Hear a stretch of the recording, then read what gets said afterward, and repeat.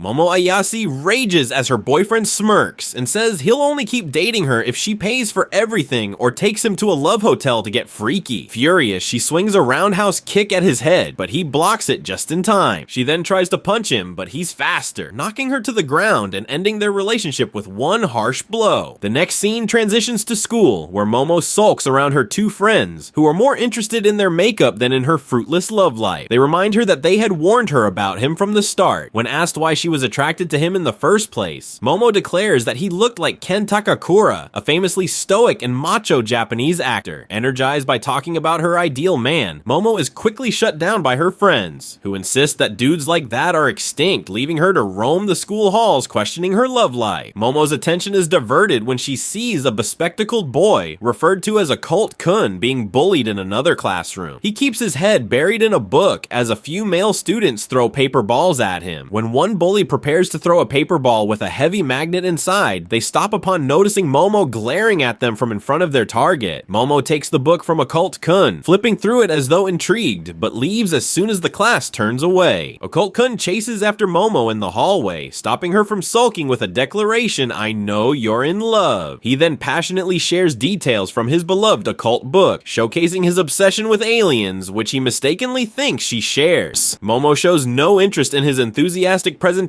of occult headlines and eventually shuts him down, saying, "That's why you have no friends." Realizing her words were too harsh, Momo quickly apologizes. She explains that while she doesn't believe in aliens, she does believe in ghosts. Occult-kun laughs at her, retorting that ghosts aren't real, leading to a brief argument about the absurdity of the other's belief. Momo proudly declares that her grandmother is a spiritual medium, sparking a full-on debate that nearly turns physical but remains comedic due to charming animation. Momo's friends, witnessing the argument, happily comment on how it seems their friend is moving on from her heartbreak. Momo and Occult-kun agree to a competition. Momo will explore a popular alien hotspot, while Occult-kun will explore a popular ghost site. The loser must become the other's servant at school. That night, Momo heads to an abandoned hospital that Occult-kun claims has had several UFO sightings, while Occult-kun ventures to an abandoned tunnel known for ghost sightings. They support each other over the phone, with Occult-kun eagerly explaining rumored alien abductions. Momo shares her reasons for believing in ghosts, confiding that her grandmother, who raised her after her parents' death, is a spiritual medium. Trying to lighten the mood, Momo recounts her grandmother's odd good luck ritual she had to perform daily, which involved walking to school with her pointer finger pointing up at the sky while resting her hand on her head. Although Momo was bullied for this, she was more upset about her family being ridiculed than herself. She expresses how special her grandmother's role is to her and how this has cemented her belief in ghosts. Occult-kun avoids explaining his own motivation for believing in aliens, but admits how easy it is to talk to Momo. Suddenly feeling a presence around him, he encounters an elderly ghost named Turbo Granny, who demands freaky favors. Terrified, Occult-kun runs for his life. Hearing his screams over the phone, Momo urgently explains that Turbo Granny must be outrun, or else she will possess him. The last thing Momo hears is Occult-kun screaming before her phone screen turns red. She rushes to leave the abandoned hospital to rescue him, but is stopped when aliens charge at her, ripping her clothes off and knocking her unconscious. Momo wakes up in a locked chair, wearing only her bra and underwear. She is confronted by a trio of misshapen aliens in suits, who call themselves the Rakuro. They explain that their male-only race struggles to evolve through cloning, which is why they seek human women for freaky time, and nothing is going to stop them. The aliens initiate psychokinesis to control Momo's brainwaves, but she resists. Suddenly, Momo's phone rings and a possessed Occult-kun bearing Turbo Granny's toothy face emerges from the phone, attacking the aliens and incapacitating one of them. Occult-kun apologizes to Momo for being possessed. A high-octane fight ensues, with the remaining aliens revealing their true forms, striped angular bodies. Turbo Granny, controlling Occult-kun, charges at the second alien and takes it down. The third alien blasts Turbo Granny, sending Occult-kun's body flying. Despite the aliens' demands for body parts, Occult-kun declares his desire for friendship with aliens, recounting his lonely childhood and how Momo stood up for him. His passionate speech culminates in a promise to protect Momo. Empowered by her grandmother's teachings, Momo recalls a ritual meant to channel chi to protect herself. Using this advice, Momo awakens her spiritual abilities, shattering her restraints and repelling the psychokinesis. She thanks her grandmother and fights back, landing a powerful roundhouse kick on the alien, which sends it crashing through the spaceship. The ship crashes into the abandoned hospital, with Momo and Occult Kun surviving. Momo continues to hold back Turbo Granny's curse, and they agree to confront her together to lift it. Before the episode ends, Occult Kun apologizes, echoing a line from Ken Takamura, which surprises Momo. Realizing she never knew his real name, she is astonished when he introduces himself as Ken Takamura, leaving her heart skipping a beat. Episode 2 opens with a defiant Momo Ayase, who instantly rejects Ken Takamura's name, leaving him bewildered. Like it or not, I am Ken Takamura, he insists, only for Momo to lose her composure, storming at the absurdity of his name and all but forgetting her focus on containing Ken's curse from the formidable Turbo Granny. In a flash, the elderly ghost overpowers Ken, but Momo quickly retaliates, levitating Ken's body and slamming him into a concrete wall to subdue the ghostly takeover. Ken, shaken from the impact, is quick to promise never to use his real name around Momo again, humbly accepting the nickname Okaran she gives him. But as the first light of morning appears, Momo notes that no spirits, even Turbo Granny, can be active in daylight. However, she'll need to keep one hand pointed in Okarun's direction to hold back the curse that's taken root within him. Momo invites Okarun to her home. As they arrive, Okarun is awed by the imposing traditional Japanese house, dominated by a giant torii gate at its entrance. Okaran steps through the gate and is instantly engulfed in dark red flames. Momo acts quickly, using her powers to fling him into a nearby stream to douse the flames. She spots a talisman on the gate, depicting a demonic figure and reading, "Peaceful, prosperous family ward against evil and misfortune." Apologizing, she explains the barrier around her home meant to repel any lingering evil. Pulling the talisman from the torii gate, Momo allows Okaran to enter unharmed, though she can't help but tease him about his singed, permed-up hair. Inside, Okarun marvels at the house's traditional architecture as Momo searches for her grandmother, one hand still focused on restraining the curse. Failing to find her, they head to Momo's room to change, but as Okarun closes her door, he loses control again. Momo instantly levitates him into the wall, keeping the cursed influence at bay. Curiosity piqued, Momo asks if Okarun has noticed any unusual physical changes. When he realizes his manhood is missing, Momo can't resist teasing him. Frustrated, Okarun blames her, but their argument gradually softens as he shares how much it meant to him to finally make a friend, admitting he didn't want to waste the opportunity. Okarun's vulnerability strikes a nerve with Momo, who assures him that they're friends despite his self-doubt. But the brief peace devolves into another quarrel until an unfamiliar doorbell echoes through the house. Crouching near the main staircase, Momo and Okarun glimpse a menacing shadow behind the screen door. Momo realizes, to her horror, that removing the talisman left her home vulnerable. The two slip out the back, formulating a plan. Okarun escapes the perimeter as Momo races to place the talisman back on the torii gate, but an electromagnetic field boxes in the house, transforming into stone, making it impossible to reapply the ward. As they search for a way out, blood trickles from their noses. Momo, bleeding but stable, watches as Okarun struggles to breathe and collapses, choking. Surrounded by a thick black fog covering her home, Momo identifies it as the source of their suffering and spots the figure responsible, a massive sumo-like being with soulless eyes and a puppet's mouth perched on the stone wall. The figure ominously declares, "You broke the promise." The entity swings a powerful punch, narrowly missing them but leaving a deep crater in the stone. Momo and Okarun lock eyes in stunned silence before scrambling to escape the relentless blows that follow. Even the wind from its attacks is forceful enough to hurl them across the house. As they take cover, Okarun reveals that this entity isn't a spirit but an alien he recognizes as the Flatwoods monster. Confused, Momo questions the link between aliens and spirits, but before she can process this, Okarun's curse resurfaces. Seizing the moment, Okarun asks Momo to release the curse, but only partially, so he can use its strength to fight. She complies, just as the Flatwoods monster lands another brutal blow, prompting Okarun's transformation. Transformed but in control, Okaran faces the monstrous alien, exuding a sinister grin, his eyes red and hair spiked. With alarming strength, he bites off the Flatwoods monster's fingers. But as Momo cheers their progress, Okarun suddenly coughs blood and collapses, his cursed form faltering. Momo pulls him to safety with her powers as he apologizes, admitting his body can't sustain the curse for long. Observing the alien's movements, she realizes it mimics sumo wrestling. The duo hatches a strategy: if they can force it to land on its hands, they may be able to defeat it. In their final stand, Momo balances the curse as Okarun's speed allows him to cripple the creature's knee. Using her powers, she pulls the Flatwoods monster down, nearly succeeding until until it sprouts additional legs, regaining its stance. Enraged, it seizes Momo, hurling her toward the crater surrounding the Torii Gate. With determination in her eyes, Momo refuses to give up, declaring, "I won't let cheaters off the hook." Struck repeatedly, Momo withstands the blows and, in a last-ditch effort, levitates Okarin and the talisman. Just as the creature lunges again, she positions the talisman on the Torii Gate, setting the monster ablaze in a torrent of black flames. Emerging from the dust and debris outside the Torii Gate, Okarun and Momo take in their victory with weary satisfaction. But before they can celebrate, Momo faints from exhaustion, losing her hold over the curse. The episode closes as Okarun, now without Momo's control, succumbs to the full force of Turbo Granny's influence once again. Episode 3 opens with the setting of a TV studio, where a hard-hitting psychic show, Can Psychic Powers Expose, unfolds. Santa Dodoria, a fearless and eccentric medium, grills a popular idol on various personal secrets. With her towering gray hair and a demon mask concealing her expressions, Dodoria's unsettling, almost detached manner leaves everyone around her, from the idol to her show's producers, speechless. Later, as she rides home, even her cab driver is left stunned by her strange energy. Elsewhere, outside Momo Ayasi's home, a supernatural conflict erupts. Momo is unconscious on the ground as her friend, Okarun, struggles against a terrible force taking control of him. Turbo Granny. Cackling Turbo Granny seizes Momo by the leg, but an explosive clash between a warding nail and a marked brick knocks her back, flinging her into a nearby creek. Santa Dodoria appears, revealing herself as Momo's grandmother and a powerful spiritual medium who disapproves of Momo's new friends. Her blunt, unflinching demeanor shakes even the ancient ghost. Dodoria steps into battle, skillfully wielding her giant pencil-like bat to create magical warding circles, trapping Turbo Granny within a line of flame and warding nails. The two exchange threats, with Turbo Granny boasting of her curse's fatal consequences, but Dodoria remains unfazed, promising to destroy any spirit who dares threaten her family. Relentlessly, she pounds the ghost's possessed form into submission, ultimately pinning her with a final, agonizing blow. The next morning, Momo rushes downstairs, relieved yet surprised to see Dodoria at home, lounging and watching TV with a casual air. Momo's relief shifts to frustration when Dodoria only sparsely answers her questions about Okarun's safety, even denying belief in spirits despite her own power. After a tense exchange, Dodoria directs Momo to the main shrine, where she finally finds Okarun alive and unharmed. But Okarun, filled with guilt over his possession, believes he's harmed Momo. Before she can say anything, Momo slams the shrine doors in exasperation, sparking a heated back and forth between the two. Dodoria eventually steps in, explaining that Okarun must stay within the shrine to prevent Turbo Granny's curse from taking over. Recognizing Momo's guilt, Dodoria listens to her granddaughter's determination to help Okarin, even as she shares her recent alien abduction experience, which Dodoria dismisses with skepticism. Dodoria then lays out the dangers ahead, revealing Turbo Granny's dark history as the 100-kilo Granny, a modern-day yokai monster with a history of wreaking havoc across the country. Even more unsettling is the fact that she has fused with a powerful location-bound spirit from an abandoned tunnel, making her nearly impossible to defeat within her territory. Undeterred, Momo declares she'll protect Okarun, citing her admiration for her celebrity crush, Ken Takamura. Dodoria, though initially skeptical, sees her granddaughter's resolve and agrees to help, promising to train them both for the fight. The plan: Okarin must outpace Turbo Granny using his new physical prowess, with Momo controlling the curse. Dodoria warns, however, that she herself cannot aid them outside Kamigo city limits, as her spiritual power is tied to the local gods. Training begins with unexpected challenges. Even something as simple as Okarun needing a bathroom break causes a dilemma, as Momo must keep her eyes on him to prevent the curse from taking over. Momo describes her abilities, explaining how she can see and manipulate the aura around objects and people, though Dodoria dismisses her skills as limited. As Dodoria pushes her to rely on senses beyond sight, Momo struggles to maintain control. Okarun eventually bolts, unable to hold his need any longer, leading to an awkward chase, and in the end, Momo reluctantly watches over him as he uses the restroom. Later, Turbo Granny reappears with a terrifying ultimatum. Momo's grandmother will be cursed to death if they don't face her that very night. Dodoria finds a burnt talisman, a sinister mark left by the ghost's influence. Seeing no other option, she prepares Momo and Okarun for battle, outfitting them with traditional protective clothes. Dodoria's tone softens as she hugs Momo, urging caution and expressing her faith in her granddaughter's strength. strength. On their way to confront Turbo Granny, Momo and Okarun take a bike ride down a dusty road, leading them to a train. Okarun tries to apologize for dragging Momo into danger, but Momo interrupts, declaring that the fight is now personal, especially since her grandmother's life is on the line. Despite her grandmother's insistence on wearing protective garments, Momo changes into her own clothes, determined to face the coming battle on her terms, ready to confront whatever awaits them.